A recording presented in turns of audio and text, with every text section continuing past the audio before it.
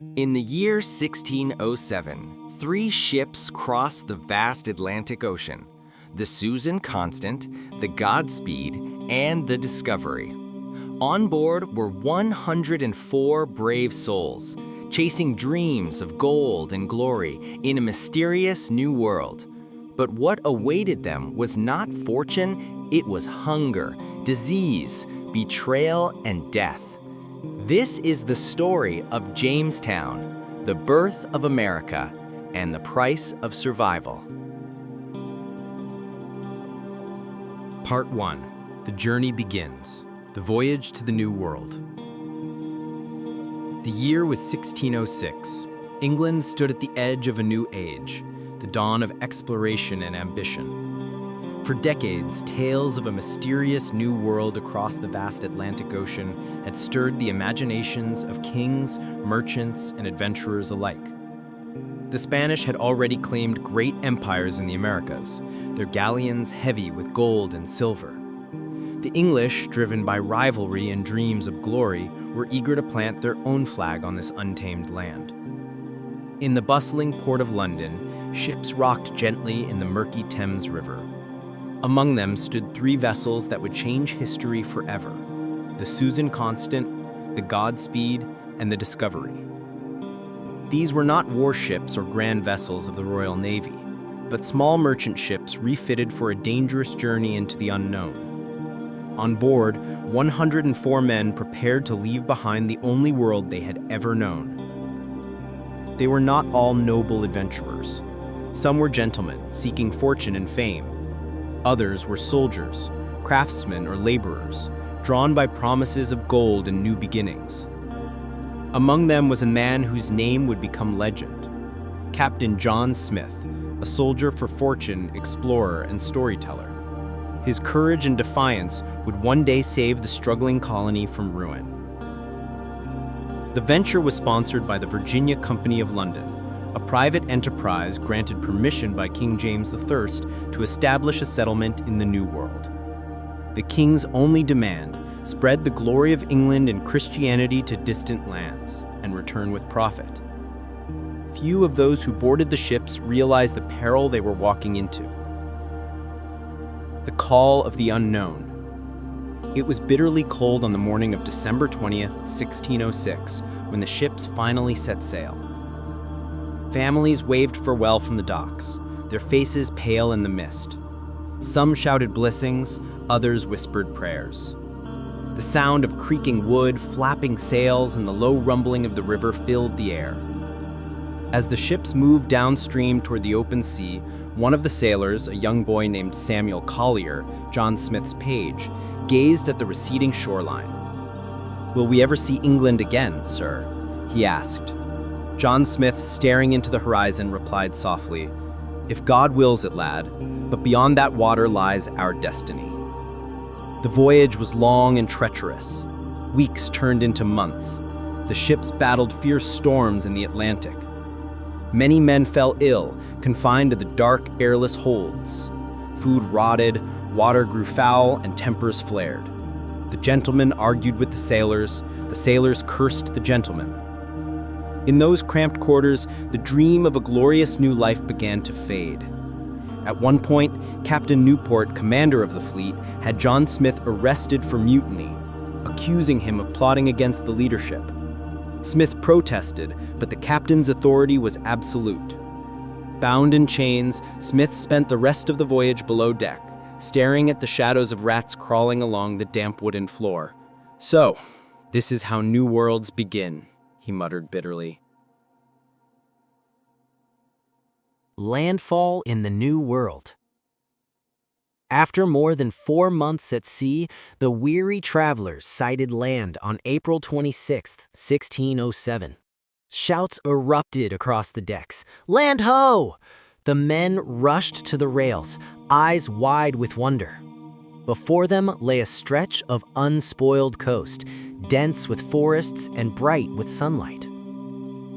They had reached the Virginia coast, near what is now Cape Henry. Exhausted and overjoyed, the men knelt and thanked God for deliverance. But their journey was not yet over.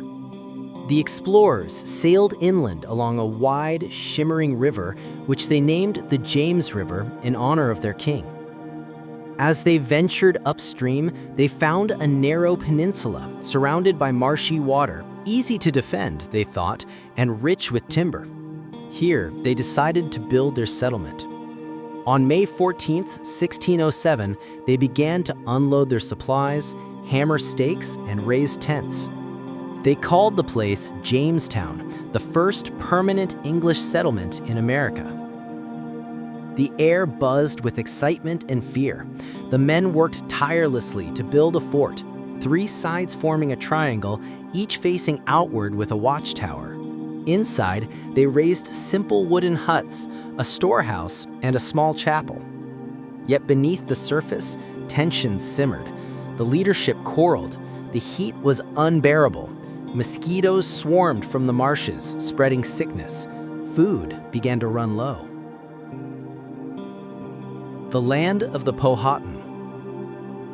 Unknown to the settlers, they were not alone. The forests around Jamestown were home to the Powhatan Confederacy, a powerful alliance of Native American tribes led by Chief Powhatan, a proud and shrewd leader who ruled over 30 tribes in the region.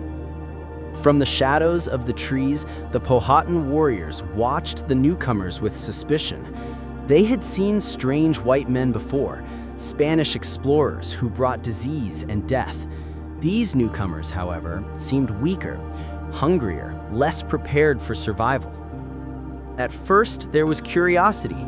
Native scouts approached cautiously, offering food in exchange for trinkets, glass beads, copper, and iron tools. But mistrust grew quickly. The English fenced the land, cut down sacred trees, and hunted in native territory. To the Powhatan, this was an insult. To the English, it was survival. That summer, fever, starvation, and infighting nearly destroyed the colony. Dozens died. The survivors buried their dead quietly by night, afraid that the natives might see their weakness. By autumn, their numbers had dwindled from 104 to barely half. Jamestown had become a place of ghosts, the dream of empire sinking into mud and despair. The return of John Smith. When the situation was at its darkest, the most unlikely man rose to leadership, Captain John Smith, the same man who had been chained below deck during the voyage. His courage and determination became the colony's last hope. Smith took command with a simple rule: he that will not work shall not eat. He organized the men to rebuild the fort, plant crops, and trade with the Powhatan. He journeyed deep into the wilderness, learning the ways of the land and earning a fragile peace with the native tribes. It was during one of these expeditions that fate brought him face to face with Chief Powhatan and with the chief's young daughter, Pocahontas. Their meeting would become one of the most famous and misunderstood stories in American history, a tale of friendship, mercy, and myth that would echo through centuries. Part 2. Surviving the Wilderness, the Struggle for Life in Jamestown. The summer sun burned mercilessly above the marshy banks of the James River. A heavy, humid haze hung over the settlement, turning the air thick and sour. Inside the triangular fort, the once hopeful settlers now moved like shadows. Their fine clothes were torn, their faces hollow, their eyes filled with weariness. Only a few months had passed since they raised the English flag, yet it already felt like a lifetime of hardship. The bitter reality. When the men first arrived, they believed the land would overflow with gold and resources, that wealth would lie just beneath the soil. But the truth of Virginia was far different. The ground was damp and salty, unfit for crops. The river water was brackish, breeding disease. Mosquitoes swarmed everywhere, bringing fevers that lay men low for weeks. As food stores dwindled, hunger gnawed at every soul. By late summer, half of the colony had already perished. At night, the cries of the sick echoed through the wooden palisade. Men whispered prayers to distant stars, asking why God had brought them here only to die. Some cursed the Virginia Company for false promises. Others blamed their leaders for indecision. A few plotted to abandon the settlement altogether and sail back to England if any ship returned. Among the chaos, Captain John Smith worked tirelessly. He had seen war, famine, and death before. To him, despair was an enemy like any other, something to fight, not fear. He moved through the camp giving orders, setting guards, rationing food. "He that will not work shall not eat," he reminded them, and though many hated him for it, they obeyed. The First Harvest. By September 1607, the men began planting gardens of maize, pumpkins, and beans. The knowledge came not from books or English tradition, but from the local tribes. Smith traded small trinkets, iron hatchets, beads, copper pots, for handfuls of corn and lessons in how to grow it. Without that fragile alliance, the colony would have died that very season. Still, survival hung by a thread. The settlers were craftsmen and gentlemen, not farmers. Their hands blistered, their backs broke, and yet the harvest was poor. Many of the gentlemen refused to labor at all, claiming such work beneath their station. Smith, furious, forced them into the fields. "Here in Virginia, titles mean nothing. The earth cares not for rank." His strictness made him enemies among the elite, but respect among the common men grew. They saw in him a leader unafraid to toil beside them, carrying logs, tending fires, patching the walls of the fort. For a brief moment, Jamestown breathed again. Encounters in the forest. Beyond the walls, the wilderness whispered with unseen eyes. The Powhatan tribes moved silently among the trees, watching. Sometimes they came with gifts of food, corn, venison, or fish, hoping to trade. Other times, arrows hissed from the shadows, a reminder that peace was fragile. No one fully trusted the other. To the English, the natives were unpredictable. To the Powhatan, the English were invaders who cut trees and fenced sacred ground. Smith began traveling upriver with small parties to explore and trade. On these journeys, he mapped rivers, recorded languages, and learned the customs of the tribes. He discovered the vast network of Chief Powhatan's dominion, 30 nations bound under one great ruler. In every village, he met curiosity and caution, kindness and threat intertwined. During one such expedition in December 1607, Smith and his men were ambushed by Opachannocono, Powhatan's brother. 2 of his companions were killed instantly. Smith fought bravely, but was captured.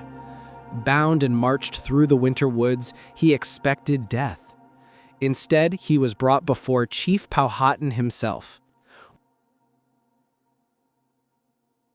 A meeting of worlds. Inside the great longhouse, firelight flickered on walls of reed and clay. Powhatan sat upon a platform draped with animal furs, his face calm but unreadable. Around him stood warriors with painted faces and women bearing food. They had never seen a man like John Smith, his beard, his armor, his strange speech. Through interpreters, Smith explained that he came not as a conqueror but as a friend. He offered trade and alliance. Powhatan listened in silence. Then, in a moment that would echo through history, the chief raised his hand and 2 large stones were placed before Smith. Warriors seized him, forcing his head down. It was an execution ritual. But before the fatal blow fell, a young girl, perhaps 11 or 12 years old, rushed forward. She was Pocahontas, the daughter of Powhatan. She placed her head upon Smith's, shielding him. The crowd gasped. After a tense pause, Powhatan laughed softly, signaling mercy. Smith's life was spared. Historians debate whether this event truly happened as Smith described, or whether it was a symbolic adoption ceremony misunderstood by him. But in the memory of the colonists, the tale of Pocahontas became a legend, a story of compassion in the wilderness. When Smith returned weeks later, Jamestown was on the brink of collapse. Dozens more had died during his absence. The surviving settlers, pale and desperate, crowded around him as he entered through the gates. They expected doom. Instead, he brought hope: corn from the natives, maps of the surrounding lands, and a fragile peace agreement with Powhatan. For the first time in months, the people of Jamestown ate their fill. Under Smith's command, the fort expanded. Cabins were repaired, wells dug deeper, fences strengthened. He instituted guard rotations and patrols. By early 1608, the colony began to resemble a functioning settlement rather than a dying camp. Yet not all was well. The leadership of the Virginia Company in London had named a council to govern, but jealousy and ambition tore it apart. President Wingfield had been deposed. Ratcliffe and Martin quarreled constantly. Only Smith seemed to hold the men together. His reports to England told of rich lands and trade opportunities, though the reality was far harsher. Still, those letters kept supplies and hope flowing from across the sea. Fire and renewal. In January 1608, disaster struck again. A spark from a fireplace set one of the huts ablaze, and within minutes, flames consumed nearly the entire fort.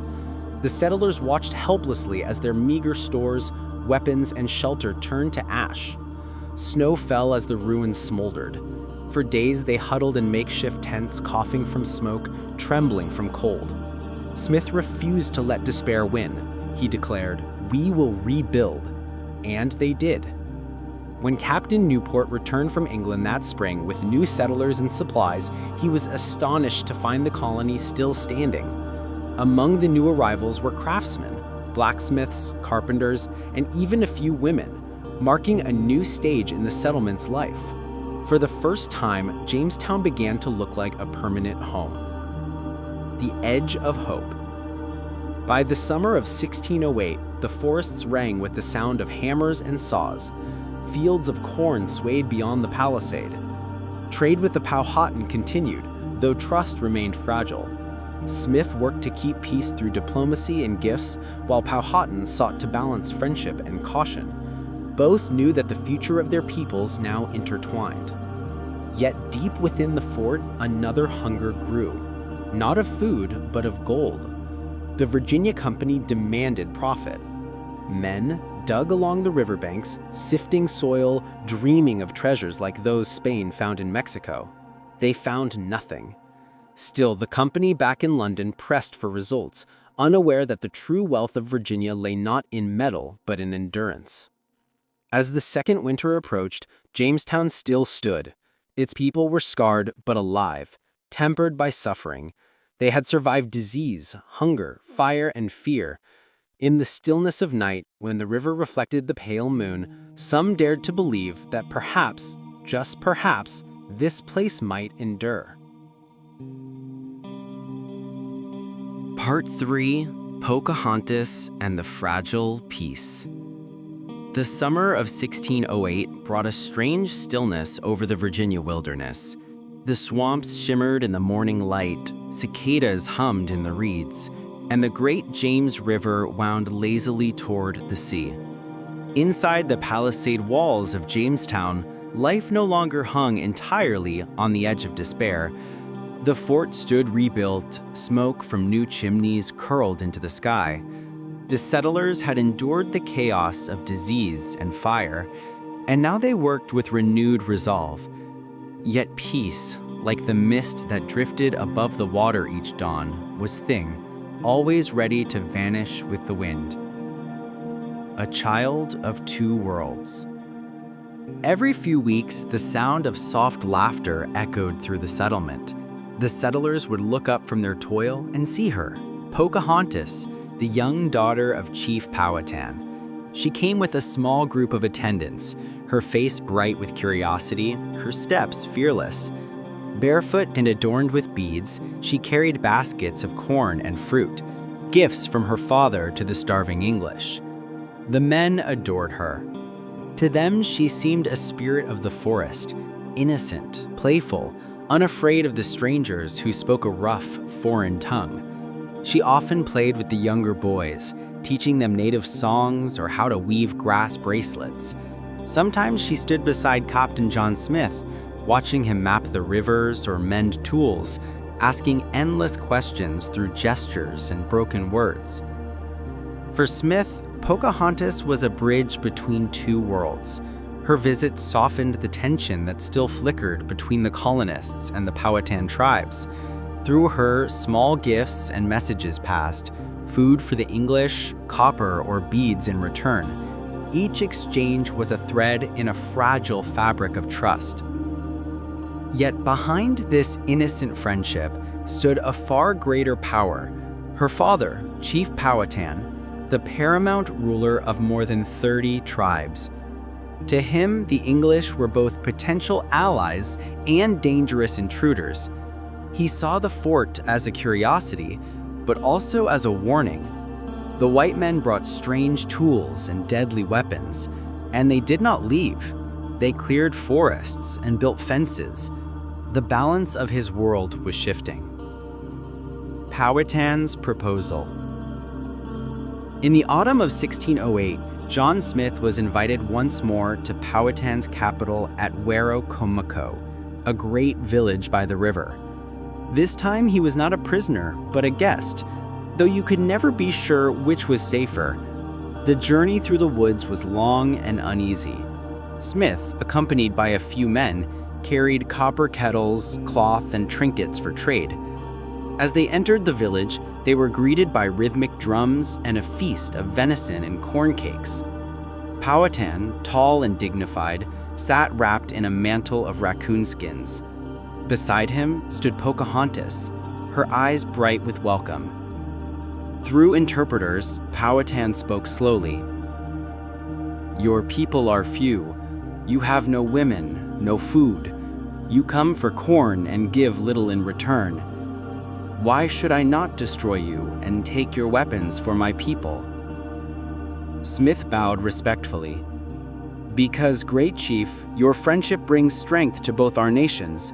We seek only to live and trade, not to conquer." Powhatan smiled faintly. "Then live among us as my sons. Lay down your arms, leave your fort, and build your houses near my village. You shall have land and plenty." It was a tempting offer and a dangerous one. To accept would mean abandoning Jamestown and placing the colonists under Powhatan's power. Smith understood the test hidden within the words. He replied carefully, "We are grateful, but we are bound to our king. Jamestown is his command, and we must serve him there." Powhatan's eyes narrowed, but he said no more. The feast continued, but the air had turned colder. The chief had offered peace through submission. Smith had answered with independence. Between them, the seeds of future conflict had already begun to grow. Dreams of gold. Back in Jamestown, the settlers were restless. The new arrivals who came with Captain Newport were filled with wild dreams of gold. They scoured the riverbanks, digging and washing dirt, convinced they would find the treasure Spain had boasted of. Smith tried to reason with them. "We came to plant, to build, to survive, not to chase fantasies." But greed is a stubborn fire. It burned even in empty stomachs. When Newport prepared to return to England, the colonists loaded his ship with glittering earth they believed to be gold dust. It was worthless, just fool's gold, iron pyrite. But in London, such delusions kept investors hopeful, and the Virginia Company eager to send more settlers. The myth of a golden Virginia refused to die. The burden of leadership. By 1609, Smith had become the colony's undisputed leader, though not by choice. He longed for exploration, for discovery, not for politics and quarrels. Yet no one else could hold the settlement together. Each day he rose before dawn, walking the palisade, checking stores, assigning work. He kept strict discipline. Laziness meant starvation, and disobedience meant punishment. Some called him tyrant, others called him savior. At night, he often stood by the river, watching the moon ripple across the dark water. Sometimes Pocahontas appeared at the edge of the trees, smiling shyly before slipping away into the shadows. In her, Smith saw hope, proof that friendship between their peoples was possible. But he also sensed the approaching storm. The colony's survival rested on the goodwill of the Powhatan, and goodwill could vanish like smoke. Whispers of betrayal. As the months passed, suspicion deepened on both sides. English raids for food angered the tribes. Powhatan, seeing his resources strained, ordered trade to stop. The flow of corn ceased. Starvation returned to Jamestown like a ghost from the past. Desperate men stole from each other, from the natives, even from the dead. Then came rumors that Powhatan planned to lure the English to his village and slaughter them all. One cold night, Pocahontas slipped quietly into the fort, her breath white in the air. She sought out John Smith, waking him in his hut. "My father," she whispered urgently, "has sent men to kill you. Do not go to Werowocomoco. Leave before sunrise." Smith looked into her frightened eyes. "Why do you risk your life to warn me?" She hesitated, then said simply, "Because you are my friend." Moments later, she vanished into the forest. Before dawn, Smith gathered his men and retreated to the river. When Powhatan's warriors arrived, the English were gone. The fragile peace had shattered. Departure and silence. That same year, fate dealt another blow. In September 1609, while exploring the river, Smith was badly injured when his gunpowder bag exploded.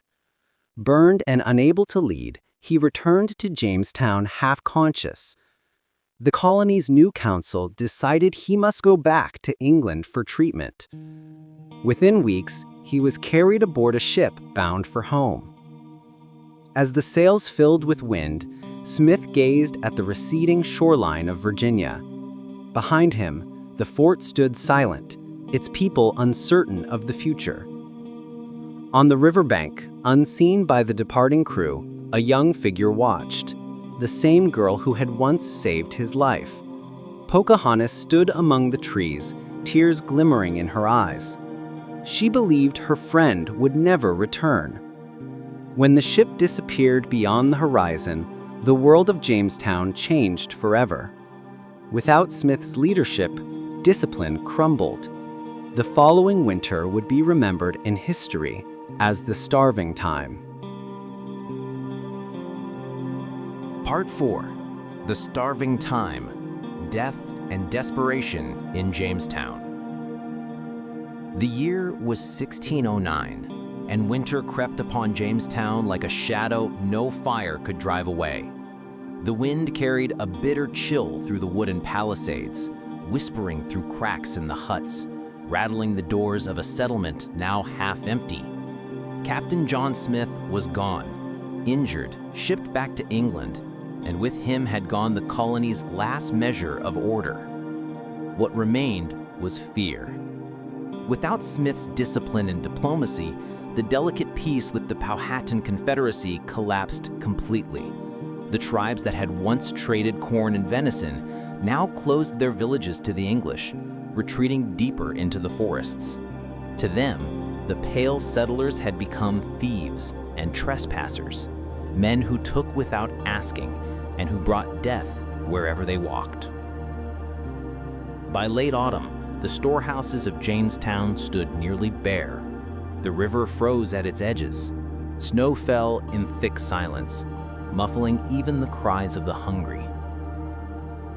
The collapse of order. Inside the fort, despair turned to madness. The settlers, nearly 500 after the last ships from England, had too many mouths and too little food. Their attempts at hunting failed.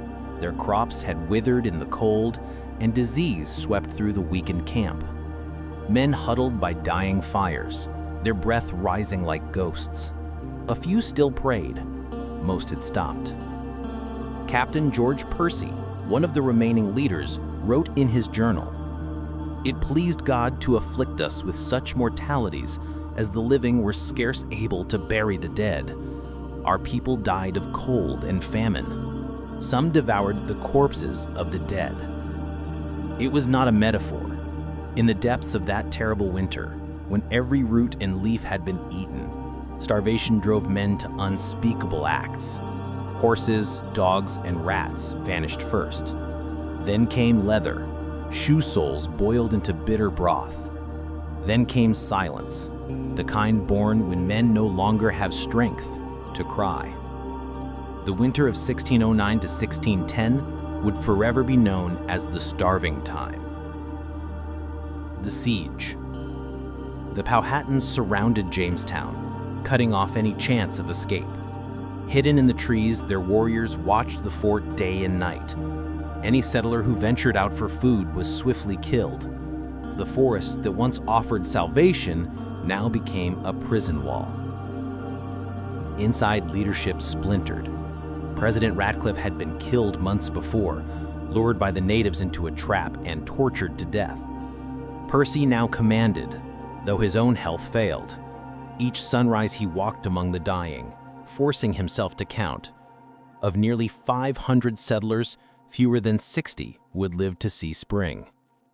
The survivors looked like shadows, faces hollow, ribs sharp as knives beneath their skin. Children wailed weakly in the cold. Mothers whispered lullabies without words. Some whispered that God had abandoned Virginia. A world without hope. One night, a man named Richard, once a blacksmith, now little more than bone and despair, stared at the cold embers of his fire.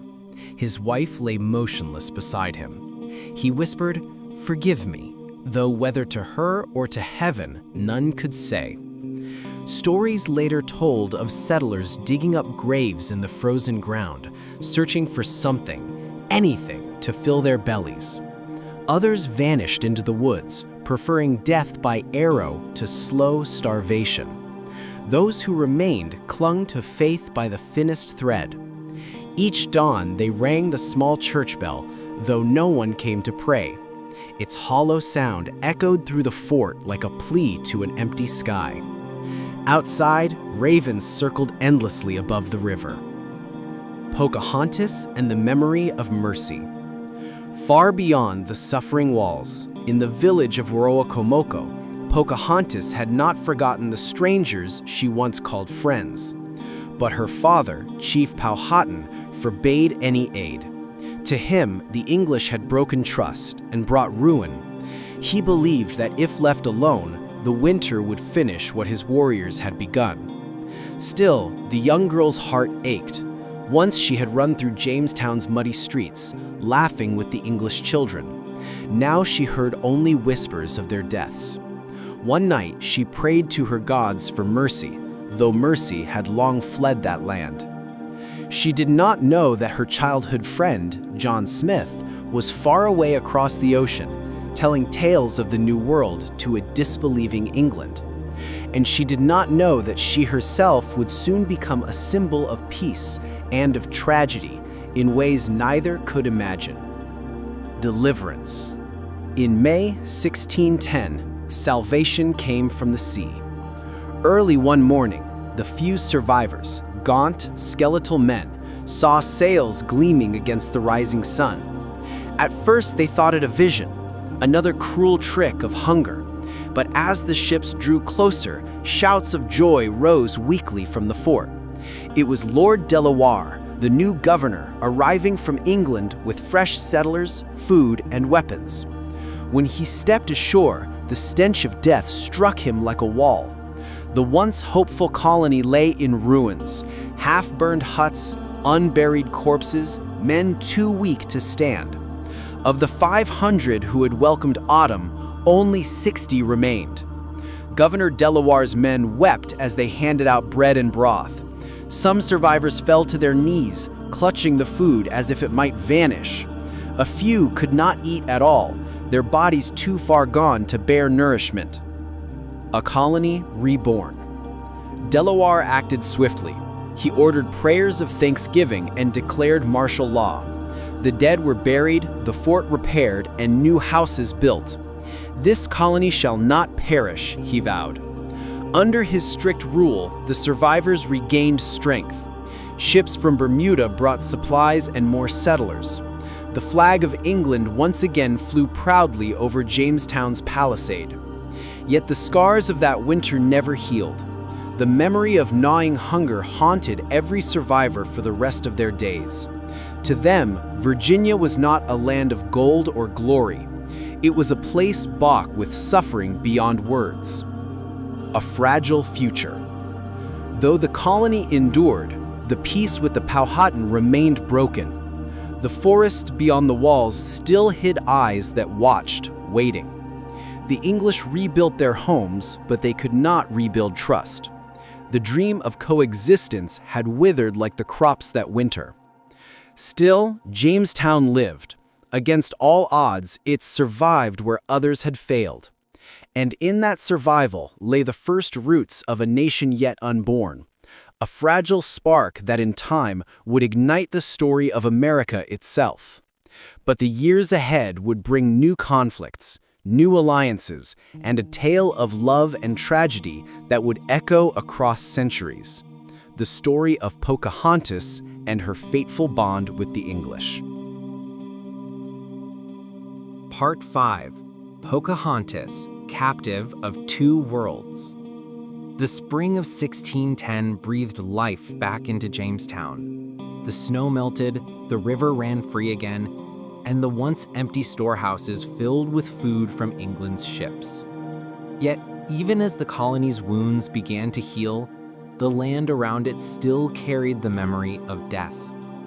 The settlers had survived the starving time, but at a cost too great to measure. And far from the fort, in the forests of Virginia, another story began to unfold, one that would bridge two worlds, if only for a fleeting moment. It was the story of Pocahontas, daughter of Chief Powhatan. The girl who remembered. By now, Pocahontas was no longer the laughing child who once brought baskets of corn to the starving settlers. She had grown into a young woman, graceful and curious, caught between the traditions of her people and the strange allure of the English world she had once glimpsed. To her father, she was Matoka, beloved daughter of the Powhatan chief, a symbol of the tribe's future. To the English, she was Pocahontas, the playful spirit who once saved John Smith's life. But both names carried chains, names that tied her to a story greater than she ever asked to live. In the years after the starving time, Powhatan's trust in the English had shattered completely. He had seen too much deceit, too much hunger for land. He moved his capital far from Jamestown and forbade trade with the settlers. To him, peace was weakness. Yet Pocahontas often looked east, toward the river, where the sun rose over the English settlement. Sometimes she wondered if Smith still lived. Sometimes she dreamed that the two peoples might one day live side by side again. She could not have known how soon her path would cross theirs once more, not as a friend, but as a prisoner. The capturing. It was 1613 when the English decided they needed leverage over Chief Powhatan. His warriors still raided supply lines, and the colony was desperate for peace on their own terms. A plan was formed by Captain Samuel Argall, a man known for cunning rather than kindness.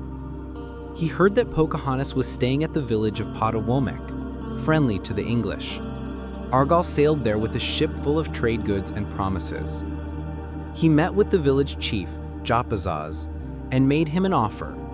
If he would lure Pocahontas onto the ship, the English would reward him richly. Jamestown hesitated.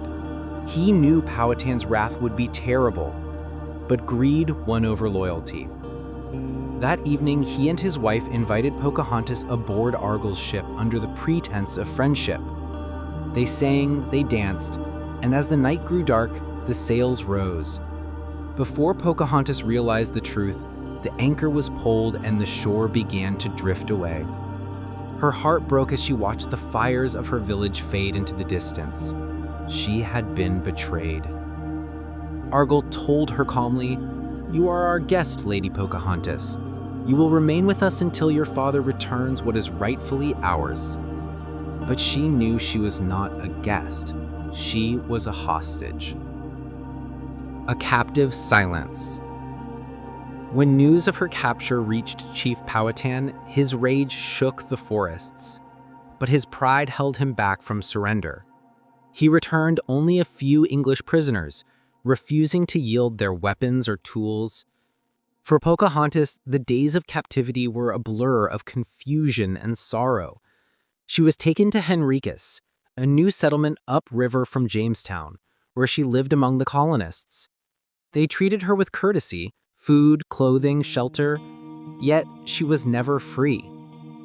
It was there that she met John Rolfe, a gentle planter known for his quiet faith and experiments with a strange crop, tobacco. Rolfe saw in Pocahontas not just a captive, but a soul, torn between two worlds. He wrote in his journal, "I am moved by compassion toward this poor maiden, desiring her conversion to the true faith, and perhaps by our union, a peace between her nation and mine."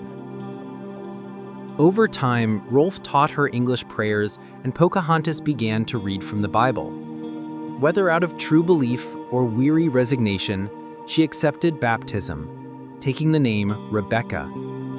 To the English, it was a triumph, the savage princess reborn as a Christian lady. To her father, it was another wound. Love or peace? As months passed, Pocahontas and John Rolfe grew close. He admired her dignity, her calm strength, and her gentleness. She, in turn, found in him a quiet kindness, unlike the violence she had known from others. When Rolfe asked permission to marry her, Governor Dale saw an opportunity. A marriage could unite the English and Powhatan peoples. A letter was sent to her father. Powhatan hesitated, but finally agreed, sending gifts and blessings. Perhaps, he thought, this union could bring peace where war had failed.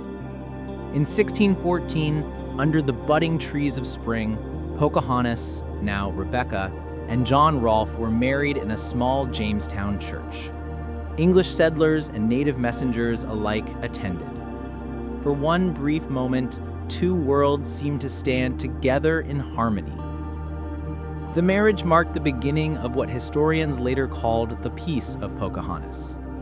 For several years, the English and Powhatan tribes coexisted without war. Trade returned. Fear gave way to fragile hope. And in that peace, a child was born, Thomas Rolfe, a son of two nations. The journey to England. In 1616, the Virginia Company decided to send Pocahontas and her husband to England, living proof of the civilizing mission of the New World. To them, she was not just a woman. She was a symbol, a story to be told in London's great halls. The voyage across the Atlantic took weeks. Pocahontas stood often at the rail, staring at the endless sea, thinking of the forests of Virginia, the scent of pine and river mist.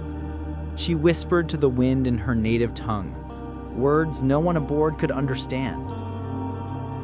When she arrived in London, the city erupted with fascination. She was presented at court as Lady Rebecca Rolfe, daughter of an emperor. Painters rushed to capture her image. Poets wrote of her beauty.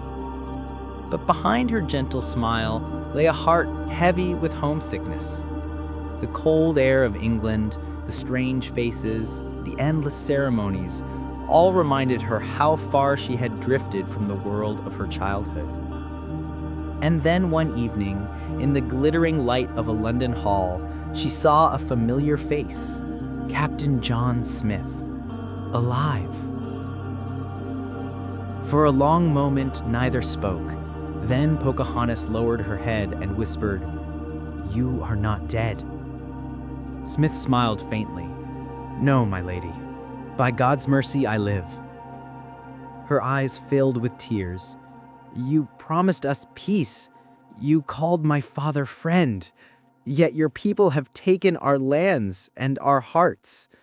I was a child then. I thought you could save us." Smith had no words. He tried to explain, to defend, but she turned away. "I will never see my father again," she said softly. "Tell him I remember." That night, Smith wrote in his journal that she spoke with a grace and sorrow beyond her years. The Final Voyage. In March 1617, Pocahontas prepared to sail home to Virginia with John and their son. Her heart yearned for the forests, for the song of the river that had carried her childhood laughter. But fate would not grant her that final homecoming. As the ship waited at Gravesend, she fell ill. Some said of pneumonia, others of heartbreak. Within days, she grew too weak to stand. John Rolfe held her hand as she whispered, "All must die, but 'tis enough that my child lives." She was 21 years old. They buried her at the churchyard at Gravesend, far from the land of her birth. When word of her death reached Virginia, the settlers mourned her. Among the Powhatan, grief turned once more to silence and mistrust. The fragile peace she had woven began to unravel. Yet her son, Thomas Rolfe, would one day return to Virginia, carrying within him the blood of both conqueror and conquered. Pocahontas became a legend, a bridge between civilizations, a memory that neither side could fully claim nor forget. To the English, she was proof of divine purpose. To her people, she was a daughter stolen by fate. But beyond all politics and myth, she remained something greater, a symbol of humanity caught between worlds, who sought peace when others sought power.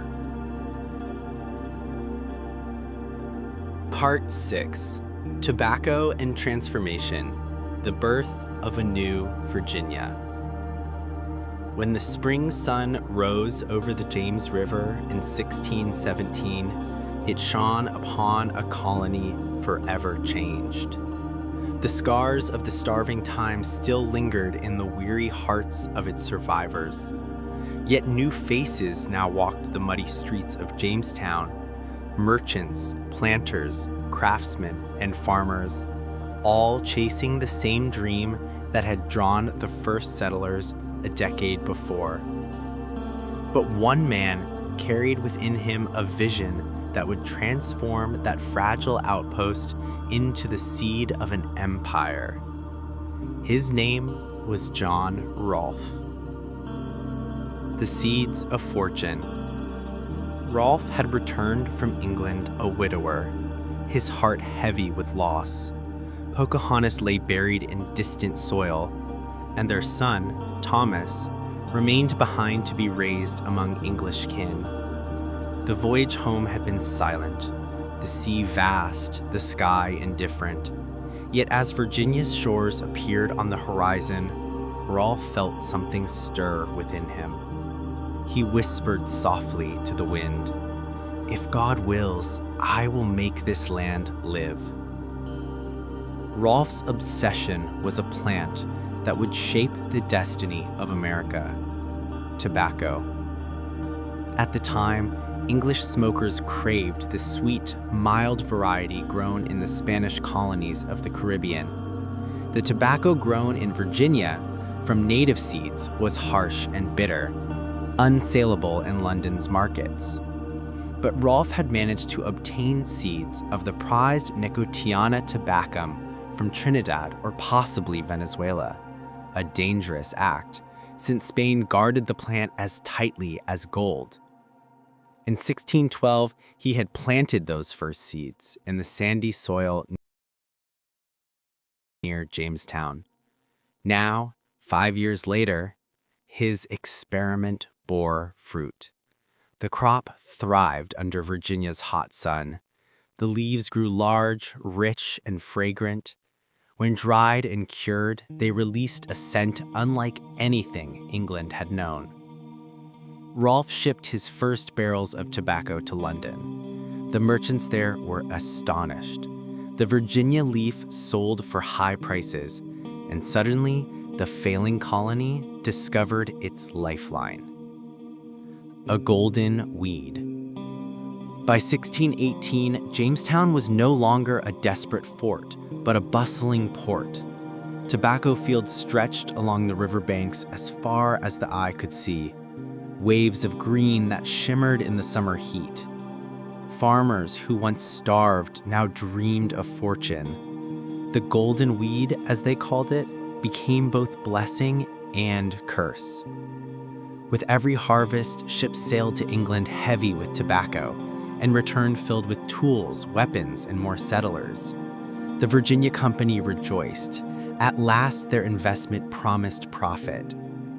But prosperity came at a cost. Tobacco drained the soil of its strength, forcing planters to clear more land that belonged to the Powhatan tribes. Forests fell, fields spread. The native people watched helplessly as their hunting grounds vanished, replaced by endless rows of green. Peace began to crumble once more. The New Order. The colony's success demanded structure. In 1619, a year remembered as a turning point, Jamestown witnessed 3 events that would define its future. First, the House of Burgesses was established, the first representative assembly in English America. In a small wooden church, the settlers gathered to debate laws and taxes. It was a humble beginning, yet in that moment the idea of self-government took root on American soil. Second, women arrived in greater numbers, sent by the Virginia Company to encourage stable families and permanent settlement. Until then, Jamestown had been a place of soldiers and wanderers. Now it began to resemble a community. And third, the most fateful event of all, a Dutch ship arrived carrying 20 Africans.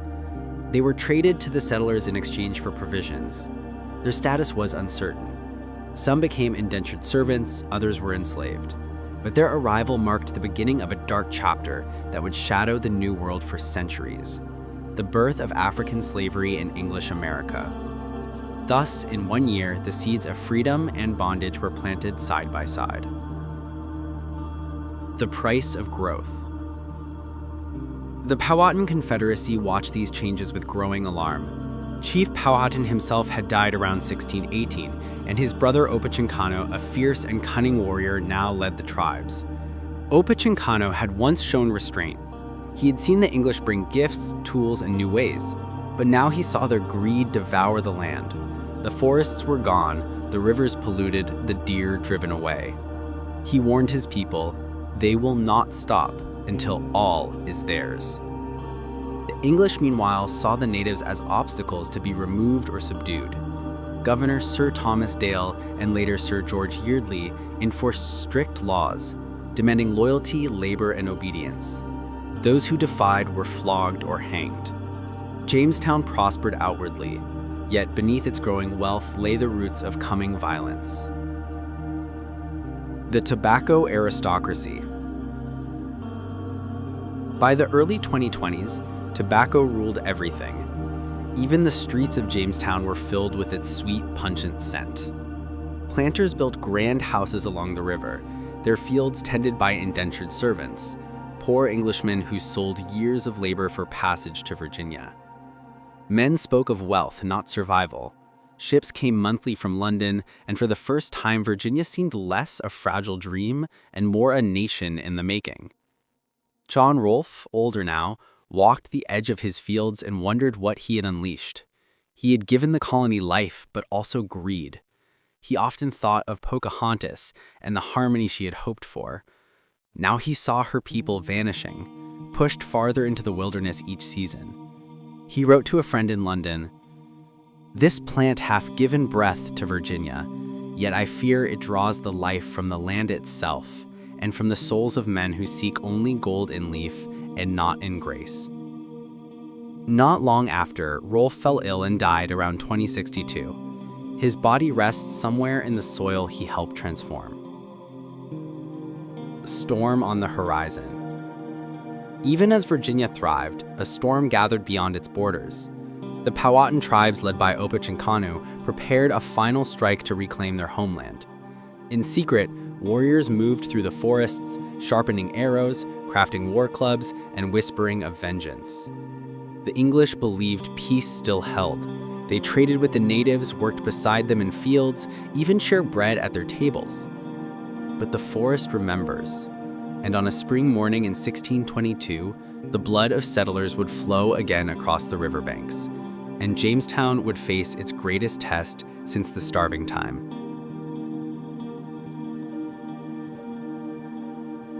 Part 7. The Great Massacre of 1622. Blood on the James. The sun rose warm and golden over the Virginia wilderness on the morning of March 22nd, 1622. The air was alive with birdsong, and smoke from the settlers' chimneys curled lazily into the sky.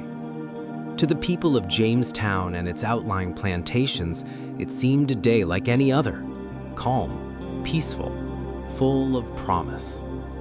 Men went to their fields, women prepared meals, children played by the riverside.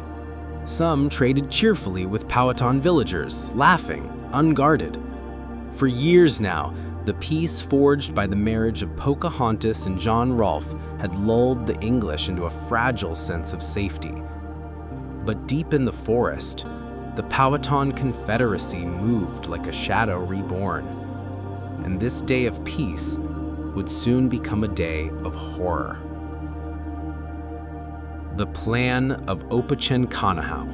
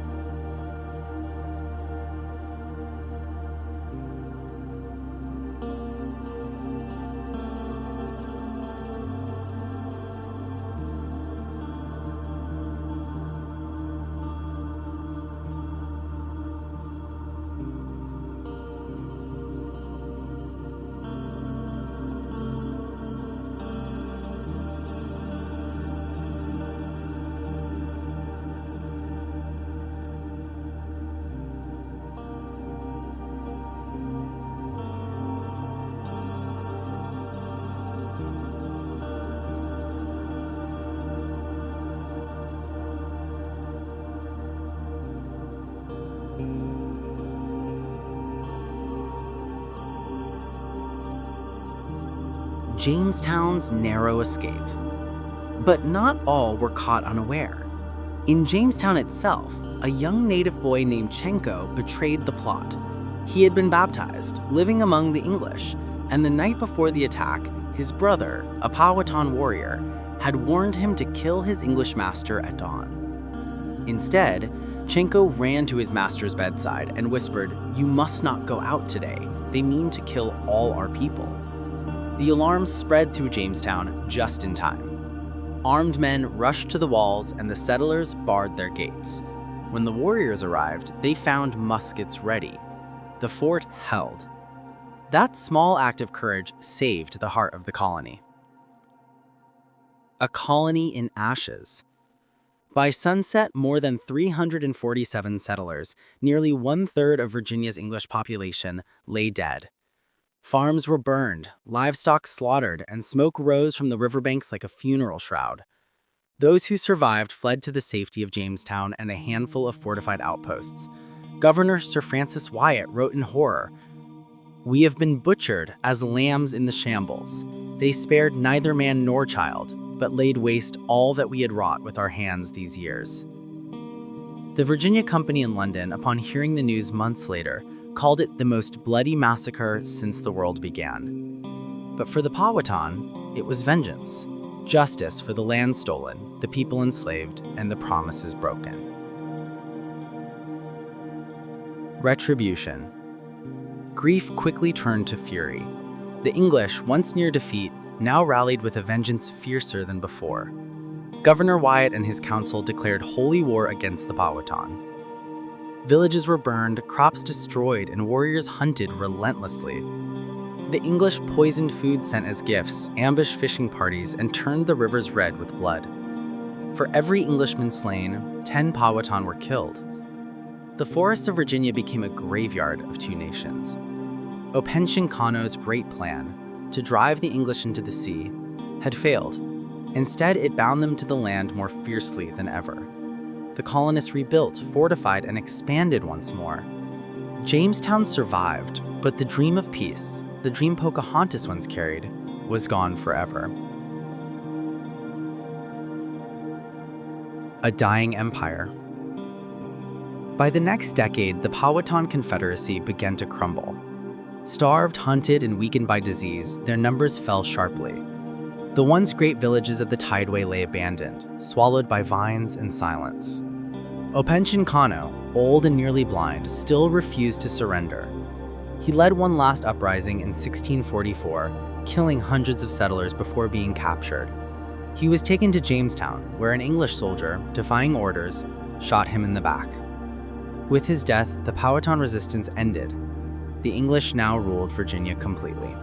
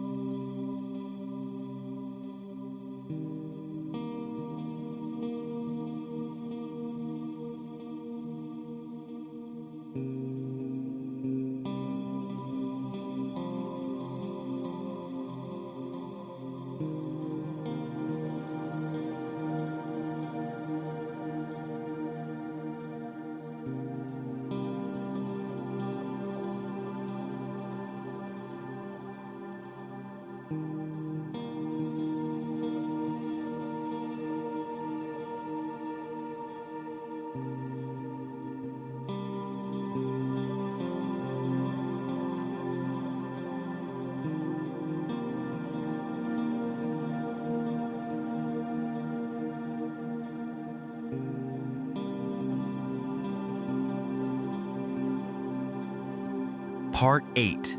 The Fall of the Virginia Company and the Birth of a Crown Colony. The smoke of war had barely lifted from the fields of Virginia when a new kind of struggle began. One not of arrows or muskets, but of politics, greed, and power. The massacre of 1622 had shaken England to its core. What was once celebrated as a glorious venture of discovery now seemed cursed, costly, and chaotic. The Virginia Company of London, which had dreamed of gold and empire, now stood accused of failure. Jamestown had survived the blade, but could it survive its own creators? The promise and the price.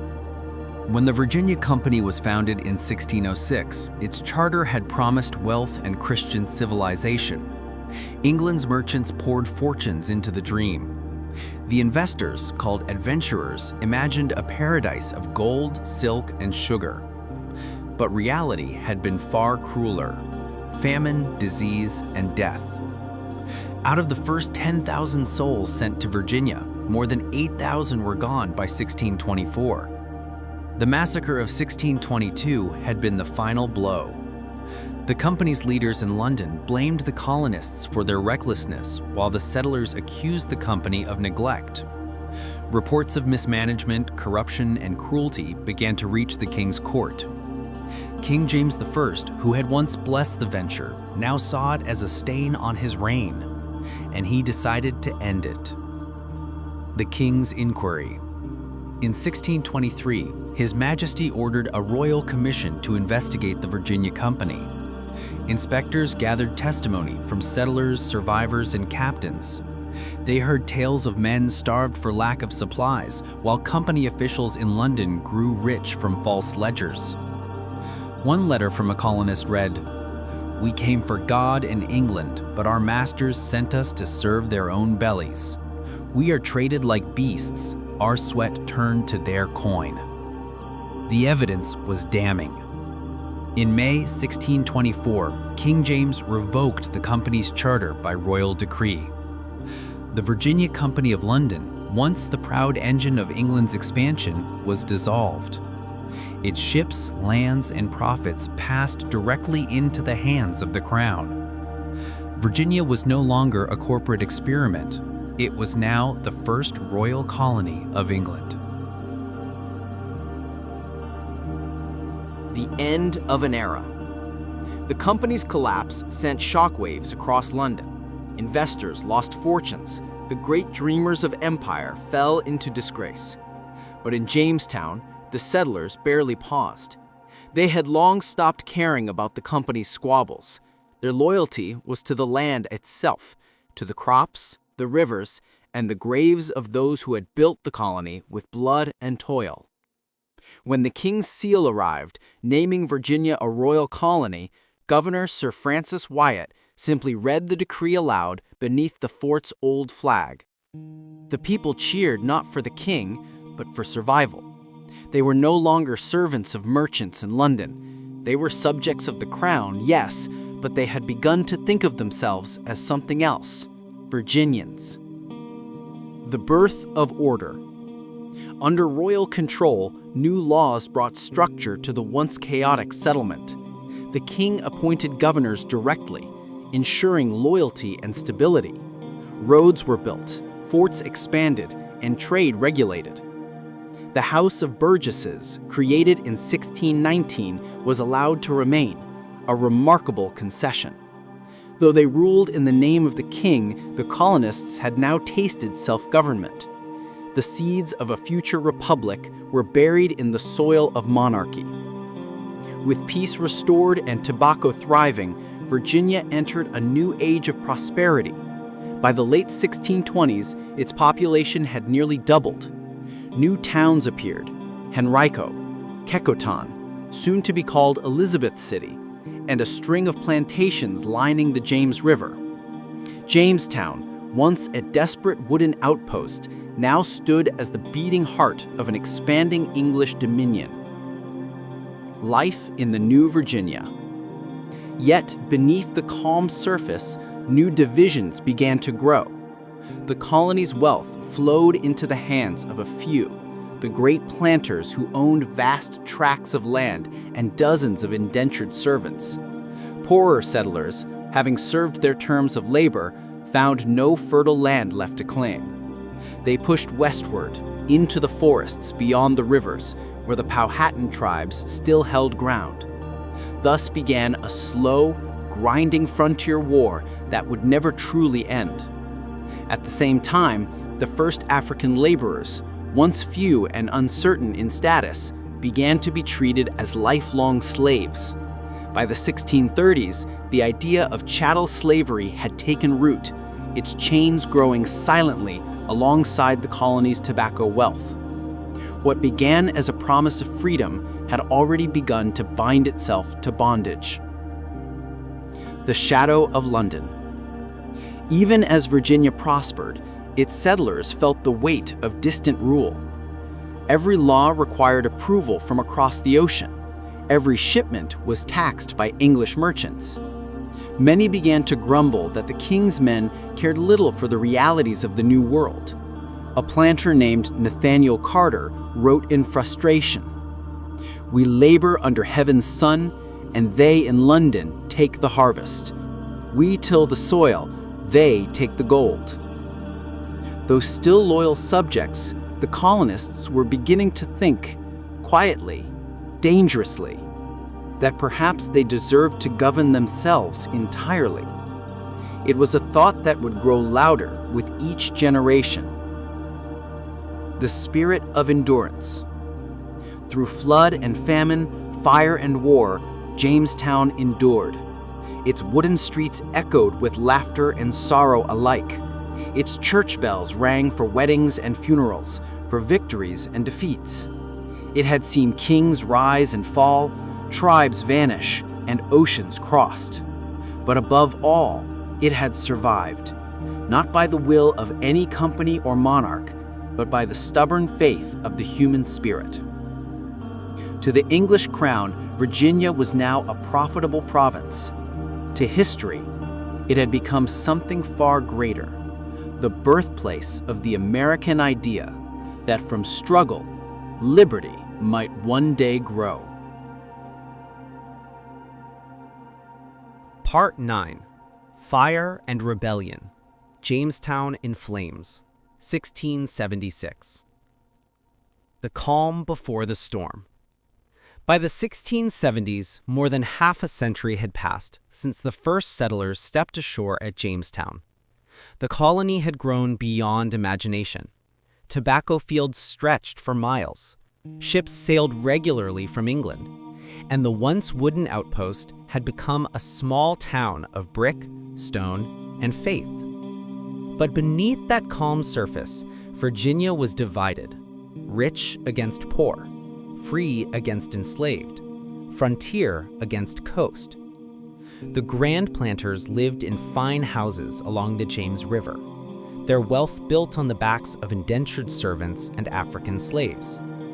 Farther inland, poor settlers struggled to survive among hostile woods and lingering native resistance. The dream of freedom had hardened into a hierarchy, and at the bottom of that world, anger began to burn. The spark. Frontier fear. In the summer of 1675, settlers on Virginia's western frontier clashed with the Dogue and Susquehannock tribes. Raids and reprisals spread like wildfire. Frontier families were killed, crops burned, livestock stolen. Desperate settlers begged Governor Berkeley for soldiers and support. But Berkeley, now an aging royalist who had served since the English Civil War, hesitated. He feared that war with the tribes would destroy the profitable fur trade and threaten the peace that kept the crown content. His refusal enraged the frontiersmen, who saw it as betrayal. Among them rose a young, charismatic, and fiery leader, Nathaniel Bacon. Bacon wasn't an ordinary farmer. He was an educated gentleman newly arrived from England, a cousin of the powerful Sir Francis Bacon. He owned land, influence, and a burning sense of justice or vengeance. When his overseer was killed in a frontier raid, Bacon swore revenge. he gathered an armed band of settlers and servants, vowing to punish every native tribe, guilty or not. Governor Berkeley, alarmed, branded him a traitor. But Bacon's rebellion was already spreading through the colony like a fever. Hundreds joined him: farmers, freedmen, laborers, even enslaved Africans and indentured servants. For the first time, Virginia's underclass, bound by suffering more than color, rose together against the powerful. The March on Jamestown. In June 1676, Bacon and his followers, ragged, armed with muskets in fury, marched toward Jamestown. The governor tried to stop them with proclamations, but words no longer mattered. When Bacon entered the capital, he was greeted not with resistance, but with cheers. The people of Jamestown were tired of high taxes, corruption, and favoritism. Standing before the assembly, Bacon declared, "We have come for justice. If His Majesty will not protect his people, then his people will protect themselves."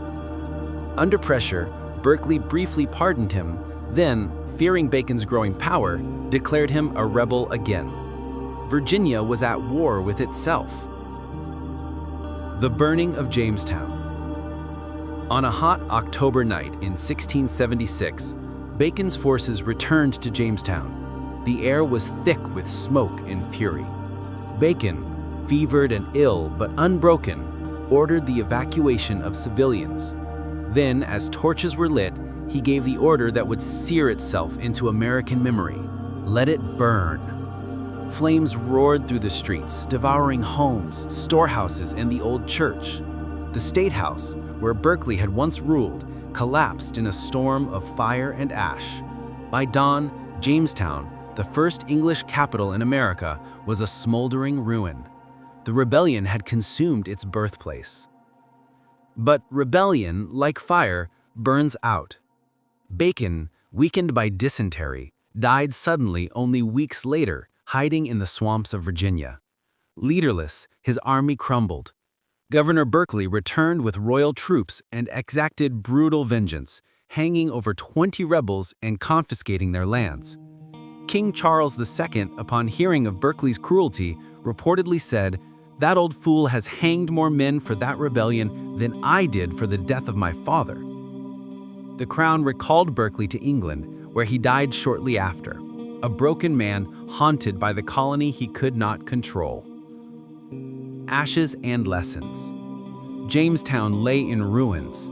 The capital would later move to Williamsburg, and though Jamestown would be rebuilt in part, it never regained its old glory. Yet out of those ashes rose something far more enduring: a voice.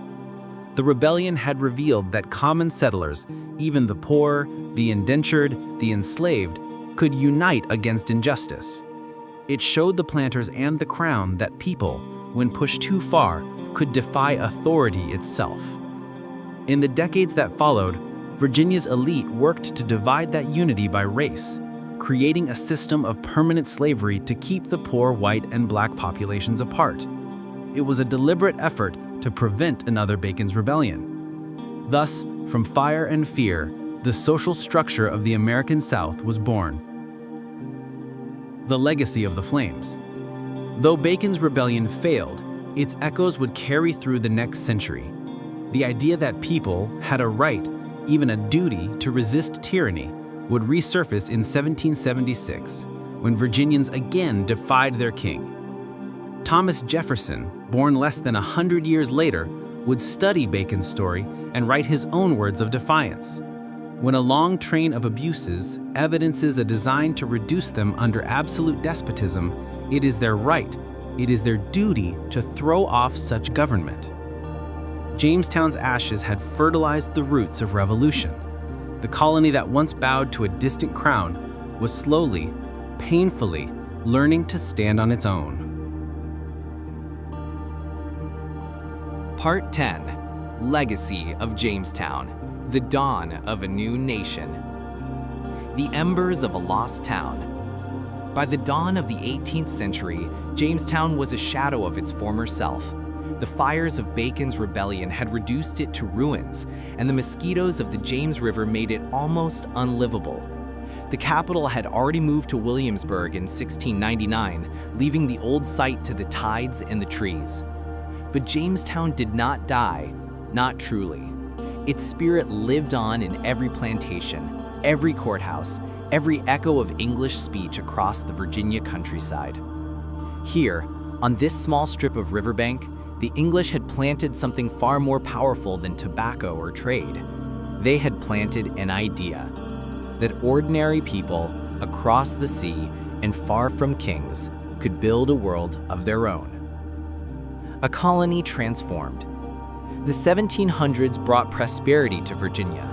Ships from England arrived laden with fine goods, furniture, fabrics, books, and sailed home heavy with tobacco. Great estates rose from the soil: Monticello, Mount Vernon, Berkeley Plantation. The descendants of Jamestown settlers became the aristocracy of the New World, the planters, merchants, and politicians who would shape the destiny of America. Yet, beneath the elegance, there remain the deep divisions born long ago: the labor of enslaved Africans, the displacement of native peoples, and the forgotten bones of those who had starved in the colony's first winters. Virginia had become both a land of liberty and of bondage. The seeds of independence. As the decades passed, England tightened its grip. Taxes rose, trade was restricted, and royal governors ruled from afar. But Virginia was no longer a fragile outpost. It was a nation in spirit, bound by a shared memory of struggle and survival. The old Jamestown Assembly, born in 1619, had evolved into a proud institution, the House of Burgesses. Here, voices once timid before royal decree now spoke boldly of freedom and rights. In 1765, a fiery young lawyer named Patrick Henry stood before the Burgesses and thundered, "Caesar had his Brutus, Charles I his Cromwell, and George III may profit by their example. If this be treason, make the most of it." The chamber shook. The same soil that had once bowed to a king now nurtured rebellion. Echoes of Jamestown. The men who would lead the American Revolution, George Washington, Thomas Jefferson, James Madison, all traced their roots to Jamestown's legacy. Their ancestors had endured famine, war, and fire. They knew what it meant to survive against impossible odds. When Jefferson wrote in 1776 that all men are created equal, he echoed the defiant spirit of those first settlers who had demanded a voice in their own government. When Washington led his army across the frozen Delaware, he carried the same resolve that had built Jamestown's palisades with bare hands. The courage of the past had become the foundation of a nation. Yet, amid the triumph, history whispered of those left behind.